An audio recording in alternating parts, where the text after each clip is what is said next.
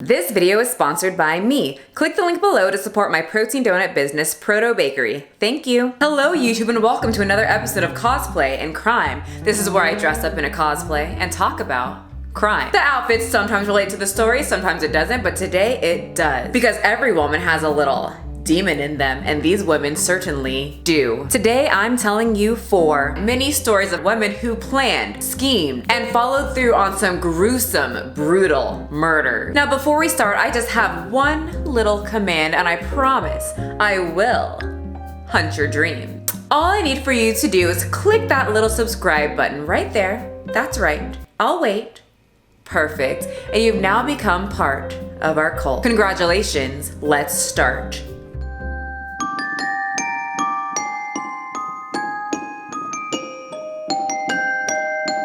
These stories are in no particular order. All of these women are horrible and the deaths were tragic. Rest in peace to the victims who had their lives ended by these disgusting women. Kids, ready for dinner? Oh, what's that? What are we having? Daddy.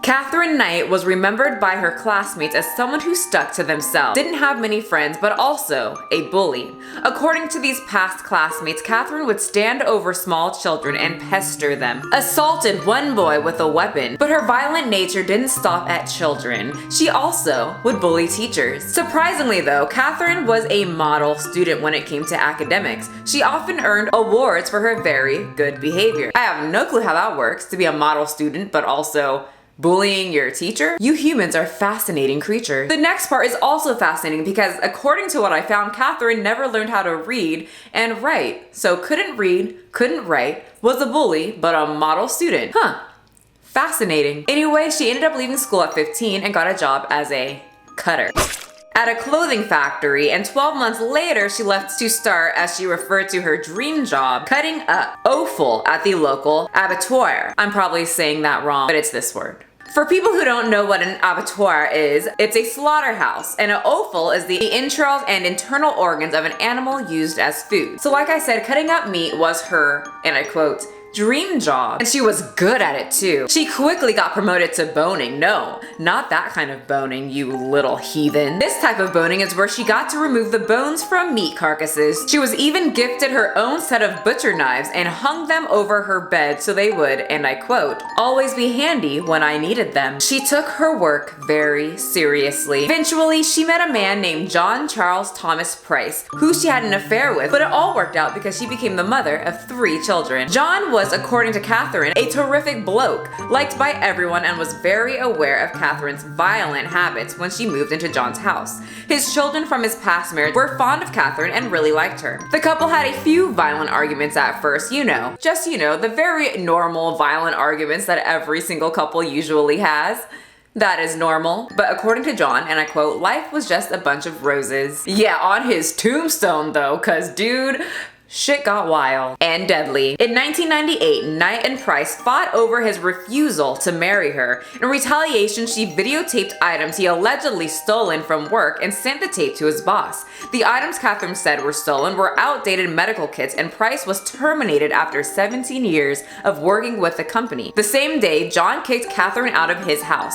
Months later, they got back together, but he would not allow her to move into his house, and the fighting skyrocketed and was even more frequent than normal. Most of John's friends didn't want anything to do with him because they did not like Katherine and said, well, we'll see you when you guys break up. Because that bitch is the devil. And she's crazy. I don't really know what they said, but I would expect that it was something like that. She's a little intense. Okay. Why are you with her? Is it worth it? Spoiler, it wasn't worth it. Anything in my teeth? Nope, we're good. Okay. I can be a messy demon sometimes. Not as messy as Katherine. Let's get to it. In February 2000, John accumulated a bunch of assault charges on Katherine. The final straw was when Katherine stabbed John in the chest. That was the last straw. Bless this man's soul, he's got some tolerance. So he kicked her out of the house and went to get a restraining order on his way home from work. At work, he told coworkers if he doesn't come to work tomorrow, it's because Katherine freaking killed me. And his coworkers were like, maybe not go home then.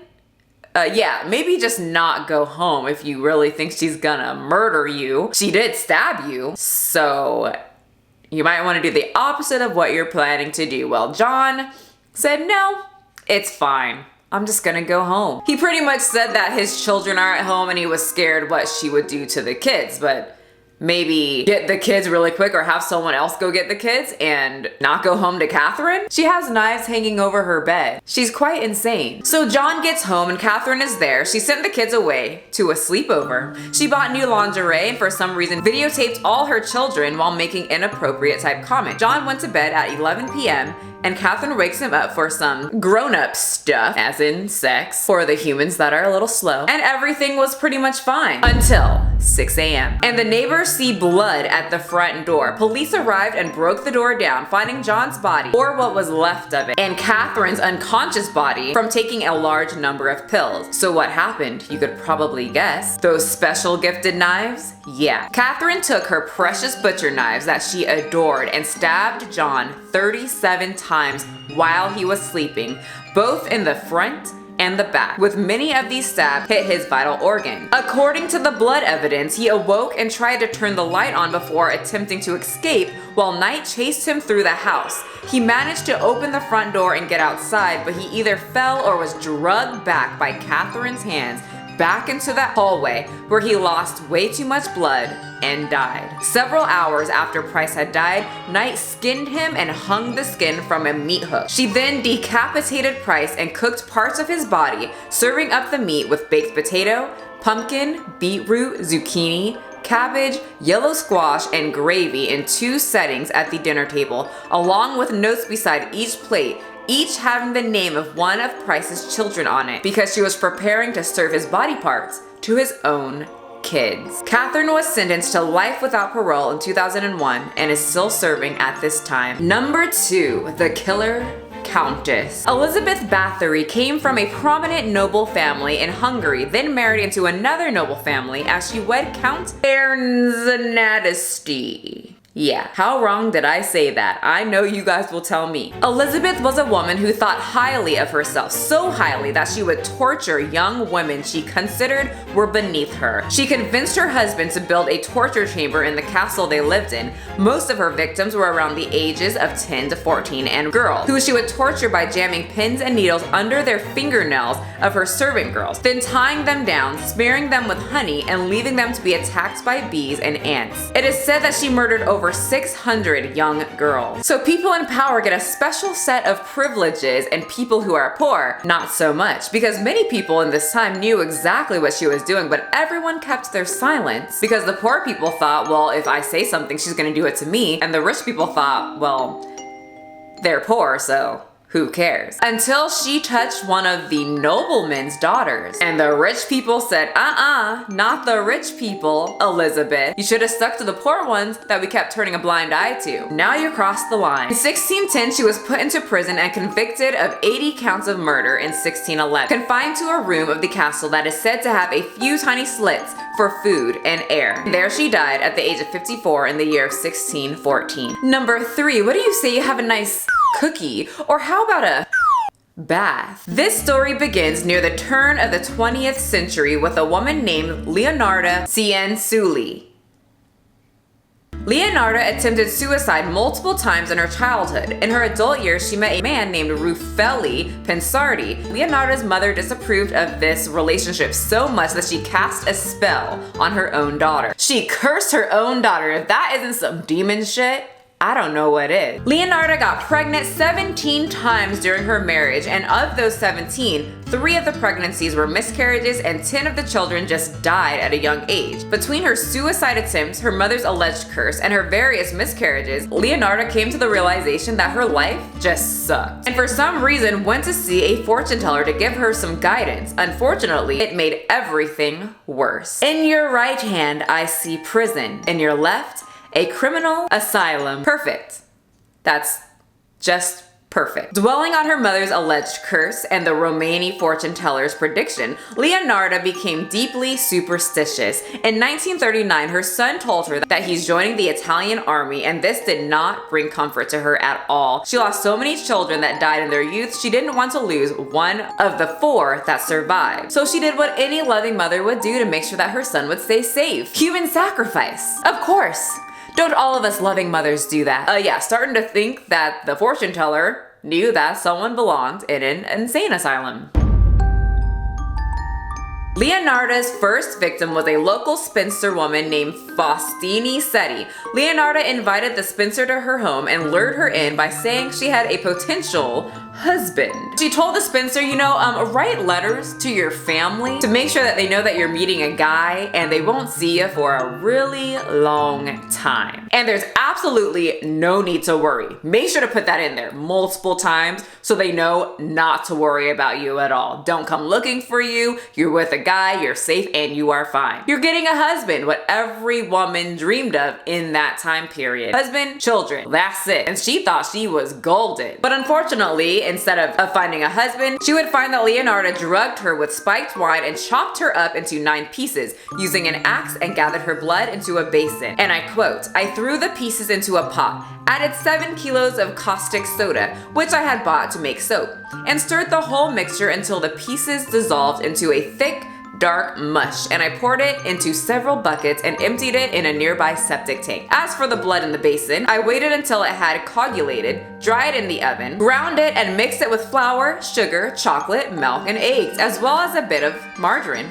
Kneading all the ingredients together, I made lots of crunchy tea cakes and served them to the ladies who came to visit Giepsi, my son, and I also ate them." Kathrine Sovie was convinced by Leonarda to come to her house by saying she had a wonderful job opportunity abroad for her, once again having her write letters to the family. The letters were very similar to the first. "Hey family, I'm going abroad, I'm getting a nice job, a good stable job, gonna make lots of money, no need to worry about me. Don't come looking, it's fine, I'm safe, don't worry." And just like the other victim, Leonarda fed her drugged wine, killed her with an axe, baked her into tea cakes, and stole her money. Wow! Leonarda baked her into tea cakes and then stole her money. Damn, I guess she's not gonna use it, she's a tea cake now. Virginia was a popular soprano opera singer. Leonarda also promised her a job working with an impresario in Florence. This time, however, instead of only baking her body into tea cakes and feeding them to her neighbors, Leonarda also melted her flesh down and turned it into soap. And I quote, "She ended up in the pot like the other two. Her flesh was fat and white. When it had melted, I added a bottle of cologne. And after a long time on the boil, I was able to make some most acceptable creamy soap. I gave bars to the neighbors and acquaintances. The cakes, too, were better. That woman was really sweet." Tea cakes were one of my favorite cookies when I was a little kid. This just puts a very human-y taste in my mouth. Fun fact, us demons don't eat humans, okay? Stop judging demons. We don't eat humans. You guys taste horrible. Anyway, thank goodness, unlike the first 2 victims, Virginia had a very concerned sister-in-law and thought that the letters were very odd, suspicious, and just out of character for her sister-in-law. And the fact that she saw her sister entering Virginia's home. So that was a huge, what? Almost immediately, she reported her sister's disappearance to the police, who quickly investigated Leonarda. At first, Leonarda was extremely defensive. "How dare you accuse me of performing these gruesome crimes? I would never turn anybody into soap and tea cakes and feed them to my neighbors." And we never said that. Oh. What? So Leonarda swore up and down she did nothing. So the police then turned their attention to the son and said, "Well, you did it then." And her whole goal with the human sacrifice thing was to protect her son. And when they turned their attention to the son, she confessed everything. The trial only lasted a few days. She was found guilty and sentenced to 30 years in prison and 3 years in a criminal asylum. So, good news for the fortune teller. She was right. On October 15th, 1970, Leonarda died at 79 years old. Number 4. Granny, time to take your medication. Joanna was a woman of many skills. She popped corn at devoted Santa Muerta and even competed in wrestling matches under the stage name The Lady of Silence. But the extracurricular activity that took up most of her energy and earned her a place in history was her infatuation of murdering old women. Juana would knock on the door with a smile on her face and of course politely introduce herself as a social worker or a nurse, and then flash a stethoscope. The elderly would trust her and then let her in their home. But once inside, there was little to no conversation as she began to strangle the victim, usually with the stethoscope that she flashed before entering. And this is why I never answer my door for anyone. I don't trust none of you hoes. Nobody. She strangled her victims, usually with said stethoscope, and then stabbed them. Juan then ransacked the house and sometimes defiled her victims sexually. Police reports say that she murdered 48 women in Mexico City between the late 1990s to January 25th, 2005. She also had a list of names and addresses of elderly women receiving government assistance. The judge sentenced her to 759 years in prison for 17 murders. In 2015, the little old lady killer, or Juana's, name resurfaced when she married an inmate. They never saw each other's faces, but when they finally met face to face on their wedding day, the love was just not there. And she asked for a divorce shortly after. And that, my watchers, was my list of women who had a little bit too much demon in them. Did I list your favorite? That sounds a little sick. You guys have favorite murderers? Like I said, humans are very interesting creatures that I don't eat and don't turn into soap, okay? But who did you find the most interesting on my list? I personally find them all to be sick. As I was reading these stories, I literally was constantly saying, what the is wrong with these people? And the only conclusion that I could come to is they were demons. That's all for today's episode. Make sure to hit that subscribe button, and you can always request for me to talk about a certain story and a certain cosplay. Tell me in the comment section. I love taking requests if they are interesting, and I love reading your comments. Thanks for watching, mortals, and I will see you in the next video.